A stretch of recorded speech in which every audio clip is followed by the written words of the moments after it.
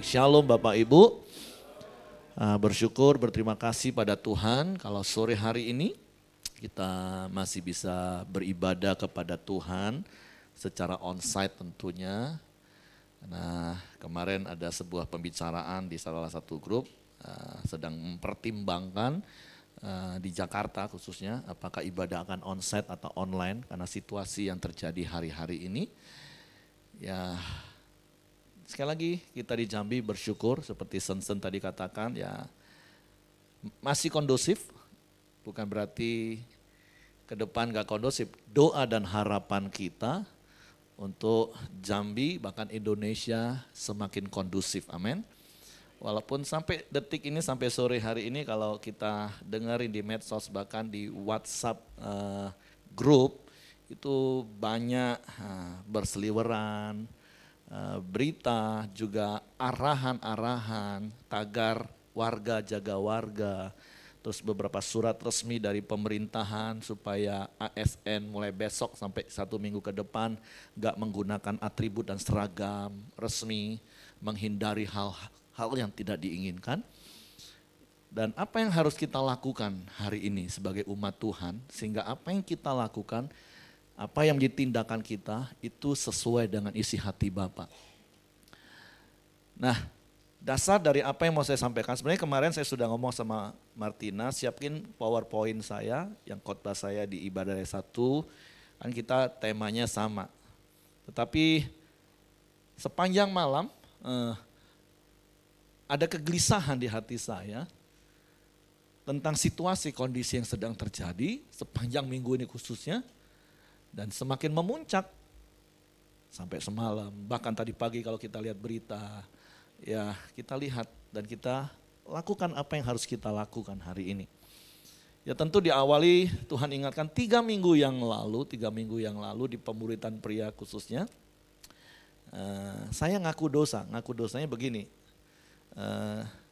karena saya sadar ketika saya mempersiapkan renungan untuk Kitab Mika pasal yang ke-7, kalau Bapak Ibu masih ingat renungan harian kita, saya mengangkat ayat yang ke-7 khususnya, bahwa di tengah situasi kondisi yang dialami Mika, yang ya saya pikir lebih kurang mirip dengan apa yang sedang bergejolak hari-hari ini, kebenaran bisa dibeli, hakim bisa disuap, pemimpin-pemimpin bangsa membuat kebijakan yang merugikan dalam tanda kutip, terus bahkan pemuka agama gak melakukan apa yang harus dilakukan. Itu dalam konteks zaman Nabi Mika pada waktu itu. Dalam kondisi seperti itu, di dalam kegelapan seperti itu, tapi ayat 7 waktu itu mengingatkan Mika berkata, tetapi aku menunggu-nunggu Tuhan, aku menanti-nanti Tuhan yang akan menyelamatkan aku. Sekalipun aku jatuh, aku akan bangkit pula. Sekalipun aku dalam kegelapan, tapi terang Tuhan akan terbit dalam hidupku. Nah ketika saya mempersiapkan renungan hari itu, saya diingatkan Tuhan, ditegur Tuhan dan saya bertobat. Kenapa? Karena 1 bulan terakhir belakangan, ya saya sebenarnya adalah orang yang udah lama gak pernah nonton TV, saya udah jarang sekali dengerin berita-berita. Tapi karena penasaran dengerin dari orang tanya tentang kebijakan A, B, C, dan D, akhirnya saya mulai penasaran, saya mulai scroll. Dan medsos ini kan algoritma, apa yang kita buka, apa yang kita dengar, apalagi sampai kita like dan komen, itu akan sering muncul. Dan tanpa sadar, akhirnya konsumsi hal itu mempengaruhi pikiran saya. Dan yang muncul, saya nggak tahu nanti hati Bapak Ibu seperti apa. Saya berharap sih Bapak Ibu lebih bagus, lebih baik daripada saya. Tetap bisa jaga hati. Tapi saya mau katakan, saya jujur waktu itu saya katakan iya. Saya hari itu kok jadi nggak bisa jaga hati saya ya. Kok saya jadi seperti Kain ya. Ketika menghadapi sebuah situasi yang sepertinya nggak sesuai dengan apa yang saya inginkan. Hati saya mulai marah. Saya mulai ikut komen, saya mulai ikut pokoknya ungkapkan rasa greget. Tapi ketika Tuhan ingatkan ya Tuhan ampuni. Saya tahu Tuhan ingatkan itu berarti itu gak sesuai dengan isi hati Tuhan. Nah saya gak tahu dengan hati Bapak Ibu melihat, mendengar berita-berita hari-hari ini. Apakah kita menjadi orang yang akhirnya apatis, masa bodoh lah, terserah. Kemarin di sebuah grup ngobrol diskusi dan ada satu ungkapan, makanya kan lebih baik pindah ke luar negeri, udah gak jelas nih bangsa. Saya bilang wah ya itu pilihan masing-masing kan, itu sikap hati masing-masing. Ada yang marah seperti saya, ada yang kecewa, bahkan mungkin juga ada yang takut. Tapi sekali lagi 3 minggu yang lalu ketika Tuhan ingatkan ya saya bertobat, saya jaga hati. Dan saya juga gak kepikir akhirnya sepanjang minggu ini terjadi. Saya pikir kalau 3 minggu yang lalu saya gak jaga hati saya, mungkin hati saya akan semakin marah. Dan saya akan dukung apapun. Apalagi beberapa hari yang lalu di Komsel juga katakan, jadi gereja mau ngapain Pak? Masa doa? Cuman doa? Apa tindakan gereja? Saya katakan ya kita kembali firman cuma berkata nasihati kita berdoalah dan usahakan kesejahteraan kota di mana engkau ada. Dan kapasitas saya katakan di Komsel saya mungkin gak bisa memenuhi ekspektasi Anda untuk melakukan sebuah tindakan. Tapi paling tidak saya bisa melakukan kesejahteraan, saya menenteramkan keluarga saya di tengah situasi seperti ini. Saya tetap bisa menciptakan lingkungan yang aman, kondusif di lingkungan RT kami, di tetangga kanan kiri kami. Di komsel-komsel saya bisa menenangkan hati Bapak Ibu saya katakan. Dan hari ini sebagai salah satu pemimpin tim penggembalaan, ya ini bisa saya lakukan untuk menenangkan, menenteramkan supaya enggak seperti apa yang saya lakukan 3 minggu yang lalu. Karena memang kadang kita susah jaga hati. Di Pelita kan ada nilai gini, bukan soal salah atau benar, yang penting apa? Respon. Ini susah kita mau menentukan siapa yang salah, siapa yang benar. Udah gak jelas ini. Tapi bagaimana respon hati kita sebagai umat Tuhan, sebagai orang percaya. Nah sepanjang malam Tuhan ingatkan sebuah kisah. Ini bukan bicara tentang cocokologi Bapak Ibu. Tapi ada prinsip firman Tuhan yang tetap sama yang harus kita lakukan hari ini di tengah situasi yang mirip. Karena berkali-kali juga saya katakan, apalagi kalau di Koram Deo hampir setiap hari saya selalu ingatkan firman Tuhan itu dicatat atas pimpinan Tuhan oleh lebih kurang 40 orang dalam rentang waktu 1500 tahun itu menjadi sebuah buku panduan bagi hidup manusia. Nah seperti kalau Bapak Ibu membeli produk-produk pabrikan, maka selalu akan disertai dengan yang namanya manual book. Buku manual, buku panduan. Dan secara garis besar isi dari buku panduan itu cuma 2. Yang pertama adalah panduan apa-apa yang harus kita lakukan, apa yang harus kita kerjakan, cara merawat barang itu, cara menggunakan barang tersebut supaya maksimal penggunaannya. Nah yang kedua adalah peringatan-peringatan apa-apa yang gak boleh dilakukan supaya barang itu gak rusak. Supaya barang itu juga tetap bisa dimanfaatkan bahkan awet. Secara garis besar cuman itu isinya. Nah begitu juga dengan firman Tuhan. Secara garis besar firman Tuhan itu terdiri dari 2 hal. Ada dalam firman Tuhan kisah-kisah yang mendatangkan hikmat inspirasi, karena itu hal-hal yang harus kita ikuti untuk supaya hidup kita semakin benar ya kita ikuti. Tapi toh di dalam firman Tuhan juga ada kisah-kisah yang seharusnya itu menjadi peringatan bagi kita untuk kita enggak lakukan. Karena beberapa waktu yang lalu ada jemaah komsel yang tanya kata saya seperti ini, Pak semua firman Tuhan itu harus dilakukan Pak ya. Sejenak ketika saya mendengar pertanyaan itu, Roh Kudus langsung ingetin saya, jangan buru-buru jawab. Saya tanya dulu, maksud Bapak apa dulu nih?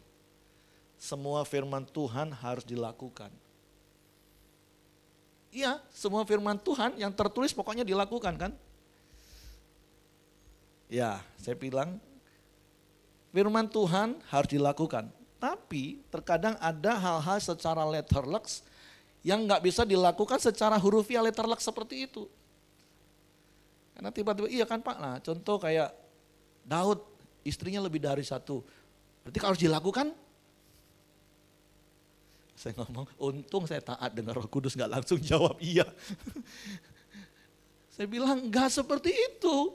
Kan berkali-kali saya sudah kasih tahu firman Tuhan itu fungsinya secara garis besar 2. Hal-hal yang peristiwa yang dicatat untuk mendatangkan kebaikan kita, ya kita ikuti. Tapi hal-hal yang mendatangkan ketidakbaikan kalau kita lakukan, ya jangan dilakukan. Kita tahu akibatnya, contoh kalau diangkat tentang Daud waktu itu. Karena dia punya istri lebih dari satu, ya udah akibatnya kita tahu kisah hidupnya kan. Sampai akhirnya kerajaan Israel pun pecah dan akhirnya selesai. Jadi saya berharap Bapak Ibu mengerti kebenaran ini. Bahwa firman Tuhan itu harus kita lakukan. Iya, saya setuju. Dalam melakukannya seperti apa? Yang baik itu kita lakukan. Yang hal-hal contoh yang gak baik itu jadi peringatan untuk kita gak lakukan. Ketika kita gak melakukan contoh-contoh peringatan itu, lah kita sedang mentaati firman namanya. Paham Bapak Ibu di sini ya? Nah, berkaitan dengan hal itu ya sepanjang malam Tuhan ingatkan seharusnya apa yang kita lakukan sebagai orang percaya hari-hari ini. Di tengah-tengah situasi, kondisi yang tentu hari ini kita harus terus berdoa supaya keadaan semakin baik, semakin kondusif. Ya, baik secara khususnya kota Jambi, provinsi Jambi, bahkan Indonesia, amin. Nah, di dalam 2 Tawarik pasal yang ke-15, 2 Tawarik pasalnya yang ke-15, Bapak Ibu nanti bisa membaca mulai ayat yang pertama. Ini judul perikopnya adalah pembaharuan yang diadakan oleh Asa. Nah, tapi saya akan bacakan mulai dari ayatnya yang ketiga dan di dalam terjemahan bahasa Indonesia masa kini. Di dalam 2 Tawarik pasal 15 ayat 3 mulai, lama sekali Israel tidak mengabdi kepada Allah yang benar, tidak mempunyai hukum-hukum yang harus ditaati, dan tidak mempunyai imam-imam yang mengajar mereka. Itu kacau banget itu negara pasti. Tetapi ketika mereka dalam kesukaran, mereka minta tolong kepada Tuhan Allah Israel. Masih bagus lah ini Bapak Ibu ya. Mereka minta petunjuknya dan ia memberikannya. Kenapa alasannya? Karena akibat dari ayat yang ketiga, ya puji Tuhan ayat yang keempat mereka sadar akhirnya mereka cari Tuhan karena keadaannya seperti apa? Karena ayat 5 katakan gini, pada masa itu orang tidak dapat bepergian dengan aman sebab di setiap negeri ada kerusuhan besar. Tadi setelah ibadah raya 1, salah satu PKS ngomong, Pak Rebo nanti kita off dulu ya Komsel ya. Karena rencana kita Komsel di rumah si A, tapi RT-nya sudah ingatkan, tanggal 1 sampai tanggal 5 gak boleh kemana-mana, gak boleh ada kegiatan. Terus pulang dari ibadah raya 2 tadi di parkiran, saya dengerin satu jemaat kita ngomong dengan salah satu anak jemaat juga yang saya tahu dia sedang kuliah Jakarta tapi tiba-tiba ada di Jambi tadi. Dia tanya, "Loh kok kamu pulang?" Nah, karena anaknya sedang ngungsi ke daerah Gading Serpong karena kondisi Jakarta. Ya sekali lagi, kemarin juga saya langsung cek anak-anak kami yang di Bali, yang di Jogja, gimana kondisi Bali, gimana kondisi Jogja, tolong hindari jalur-jalur rawan. Kan beberapa kota sudah keluarkan area-area kan, area merah, area kuning, area hijau. Jambi pun kemarin saya juga dapat selebaran, pokoknya di WA, grup dimanapun sekarang udah berseliweran. Dan sekali lagi saya nggak tahu respon hati Bapak Ibu, tapi pesan Tuhan hari ini, mari jaga hati kita. Jangan kita juga bersifat apatis, masa bodoh tentang apa yang terjadi di bangsa kita. Dan tentu lebih lagi jangan sampai marah seperti saya 3 minggu yang lalu. Walaupun saya nggak sampai melepaskan kutuk, nggak sampai maki-maki. Ya untung saja saya nggak membuat statement yang bisa membuat gejolak yang kita lihat kemarin akibatnya. Tapi mari kita belajar dari kebenaran firman Tuhan. Ketika keadaan seperti itu, apa yang dilakukan oleh mereka. Dan itu juga yang prinsip yang tetap sama yang harus kita lakukan hari ini. Hal yang pertama, mari sebagai orang percaya yang kita lakukan, berdoa. Amin. Tetap berdoa. Tadi di ibadah 2 saya katakan ya bukan minimal berdoa, bukan Bapak Ibu. Tapi kita harus menyadari tentunya bahwa doa itu sesuatu yang dahsyat, amin. Doa sesuatu yang powerful. Dan saya percaya ketika hati kita tidak dikuasai rasa apatis, kita pasti akan berdoa untuk bangsa ini. Kalau hati kita udah apatis, masa bodoh, terserah lah Pak, mau gimana kita mau berdoa. Apalagi kalau hati kita sedang dikuasai dengan kemarahan, ketakutan, aduh gimana mau berdoa. Karena 1 Petrus pasal 4 ayat 7 katakan gini, kesudahan segala sesuatu sudah dekat, kuasailah dirimu dan jadilah tenang supaya kamu dapat berdoa. Sekali lagi saya nggak tahu situasi hati Bapak Ibu melihat, mendengar kondisi yang sedang terjadi. Tapi firman Tuhan berkata kepada Bapak Ibu, kepada setiap kita, Jemaat Pelita Community khususnya tentunya, kuasailah dirimu dan jadilah tenang. Supaya apa? Supaya kamu dapat berdoa. Kita berdoa untuk bangsa kita, amin. Berdoa untuk keluarga kita. Mungkin ada di Jakarta atau ada di kota-kota di mana kita lihat keadaan semakin gak kondusif, engkau bisa berdoa. Itu yang bisa kita lakukan. Seperti di dalam ayat yang keempat, mereka datang kepada Tuhan. Ini bukan hal yang minimal, bukan. Tapi ini hal yang utama yang harus kita lakukan hari-hari ini. Berdoa. Seperti ada lagu lama katakan, zaman sekarang berjagalah. Lihat dunia bergelora, kedengaran sini sana, banyak kabar menggemparkan, berlindunglah dalam sabda Allah. Amin. Mari berlindung di dalam kebenaran firman Tuhan yang akan membuat kita bisa tetap menguasai diri, jadi tenang. Perbanyak dengar firman Tuhan. Merenungkan firman Tuhan sehingga hatimu tenang dan kau mulai bisa berdoa. Sekalipun secara kasat mata yang kau lihat, yang kau dengar, bahkan mungkin yang kau rasakan, itu membuat engkau gelisah. Tapi mari hari ini hal yang harus kita lakukan sebagai tindakan yang sesuai dengan isi hati Bapa. Yang pertama adalah berdoa. Karena di dalam Yeremia pasal 29 ayat yang ke-7 firman Tuhan katakan gini, usahakanlah kesejahteraan kota kemana kamu aku buang, dan berdoalah untuk kota itu kepada Tuhan, sebab kesejahteraannya adalah kesejahteraanmu. Mari Bapak Ibu usahakan kesejahteraan dan berdoa hari-hari ini. Ya seperti yang saya katakan tadi, ada tagar warga jaga warga. Karena kita nggak tahu yang melakukan hal-hal anarkis itu warga dari mana, datang ke daerah mana. Tapi mari minimal itu yang bisa kita lakukan hari ini. Saya ingat tahun 98 kami harus beberapa malam berjaga-jaga di pos Kamling. Dan tentu kita berdoa jangan sampai itu terjadi, amin. Tapi usahakanlah kesejahteraan kota. Dengan apa?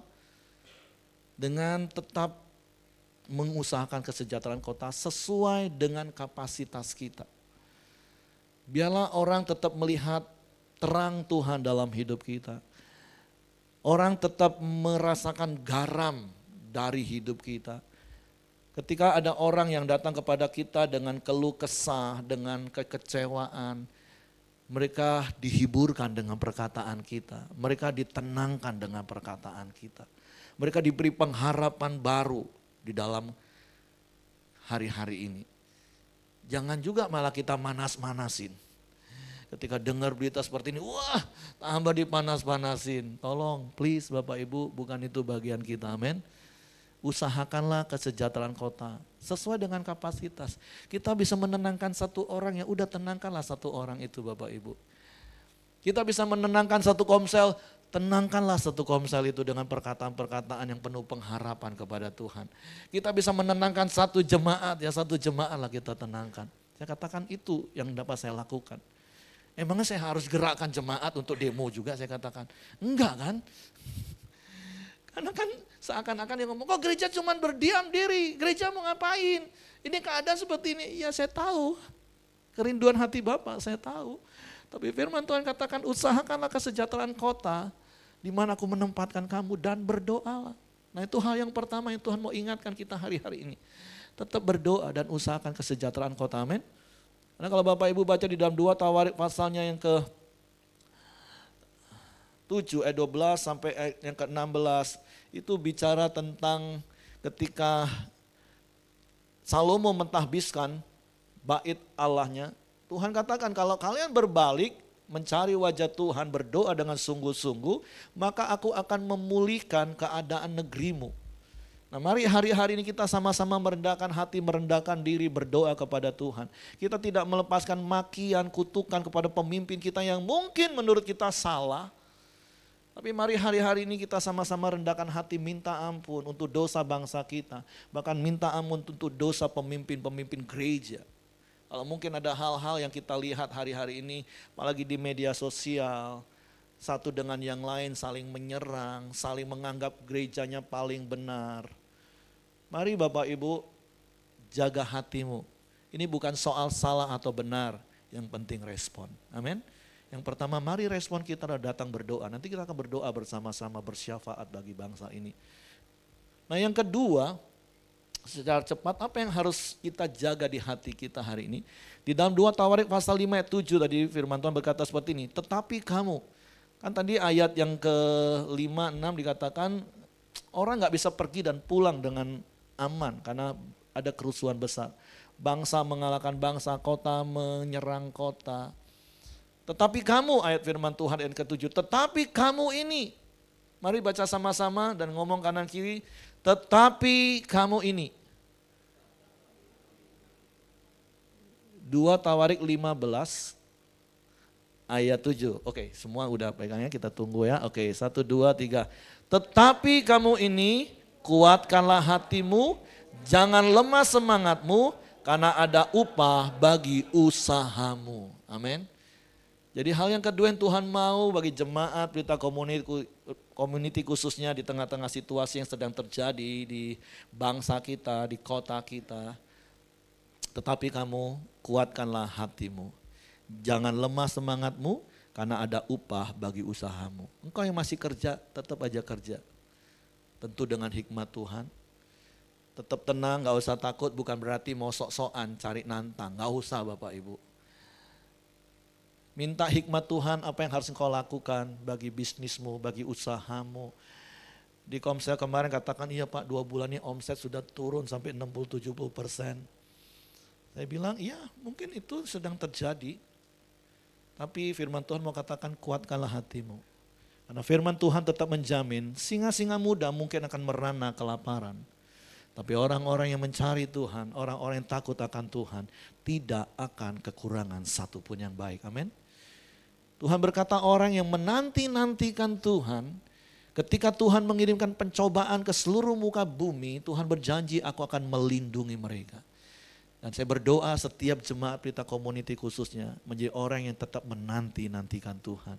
Percaya, berharap kepada Tuhan. Kuatkan hatimu, jangan lemah semangatmu. Kerja, yuk tetap kerja. Kerjakan saja bagian kita dalam pimpinan tuntunan Tuhan. Sebab apa?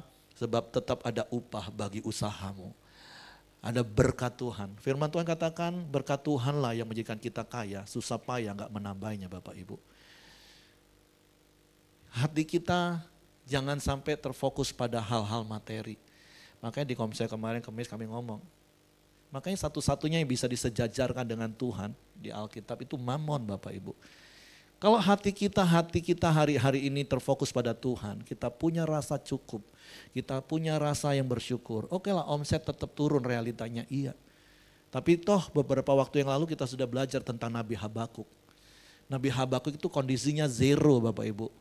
Sekalipun pohon ara gak berbunga, pohon anggur gak berbuah, pohon zaitun tidak menghasilkan, kambing domba terhalau sudah, lembu sapi gak ada dalam kurungan. Tapi Nabi Habakuk mengajar kita apa? Tetap beria-ria di dalam Tuhan. Hanya orang yang bisa menjaga hatinya hari ini untuk tetap tenang, gak lemah hatinya, tetap semangat. Iya sekali lagi saya katakan mungkin omsetmu turun sampai 70%, it's okay. Tapi sampai hari ini toh kita masih bisa makan. Anak-anak kita masih bisa sekolah, kendaraan kita masih ada isi BBM bisa jalan Bapak Ibu.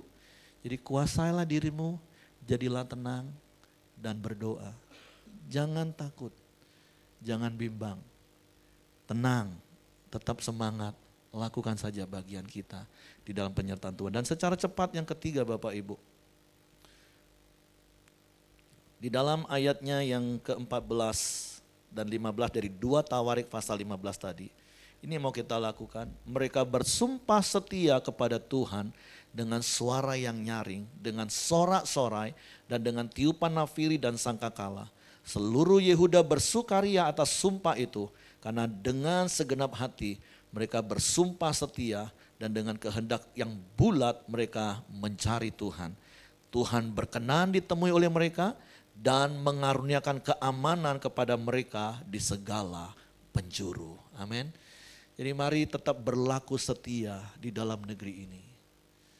Sekalipun sekali lagi mungkin sekeliling kita ada banyak berita yang begitu simpang siur, yang begitu menggemparkan, yang sekali lagi terkadang itu bisa mengkontaminasi hati kita. Tapi Tuhan mau mengingatkan kita hari ini, mari jaga hati, kuasai diri, jadi tenang. Supaya engkau tetap dapat berdoa. Engkau tetap bisa bekerja, engkau bisa bersekolah, engkau melakukan aktivitas dalam tuntunan hikmat Tuhan. Engkau lakukan bagianmu dan engkau tetap berlaku setia. Amin. Ini pesan Tuhan yang Tuhan sampaikan tentunya bagi saya pribadi dan sebagai pesan penggembalaan bagi jemaat Pelita Community. Ini yang mau kita lakukan untuk kita bertindak sesuai dengan isi hati Bapa. Sekali lagi saya nggak tahu hati Bapak Ibu, tapi saya berdoa, saya berharap Bapak Ibu bisa menjaga hati Bapak Ibu supaya tidak takut, tetap tenang, nggak kecewa, apalagi marah, apalagi apatis, sehingga nggak ngapa-ngapain. Tapi mari kita percaya kuasa doa itu mengubah keadaan. Mungkin sekeliling kita sepertinya nggak berubah, tapi paling tidak hatimu yang akan mengalami perubahan itu. Engkau punya rasa tenang, engkau punya damai, engkau punya tentram. Saya undang pemain musik, WL Singer. Saya mau mengajak kita sama-sama berdoa bagi bangsa kita. Dan yang satu lagi kita juga mau berdoa untuk Pak Ahyong. Kalau sebagian tentu kita sudah tahu 1 bulan yang lalu Pak Ahyong harus menjalani operasi bypass jantung. Dan dalam proses pemulihan, tapi beberapa hari ini ada sedikit kendala, tiba-tiba di paru-parunya ada begitu banyak air. Sampai tadi pagi info yang kami dengar itu sudah 4 liter yang sudah dikeluarkan. Jadi mari kita juga doakan Pak Ahyong supaya Tuhan pulihkan kesehatannya dengan sempurna. Rencananya harusnya tanggal 30 ya pulang ke Jambi ya seharusnya. Nah kita sudah senang bersuka cita, tiba-tiba beberapa hari yang lalu kita dapat kabar. Tapi sekali lagi percaya Tuhan akan pulihkan kesehatan Pak Ahyong. Yang dapat kita lakukan dan kita percaya itu yang terbaik dan terbesar. Berdoa hari ini. Jadi hari ini 2 hal ini saja yang mau kita doakan. Bagi bangsa kita, bagi kota kita. Dan bagi kesehatan Pak Ahyong. Kita naikkan pujian ini dan nanti saya minta Pak Kastone yang pimpin langsung. Kami umat-Mu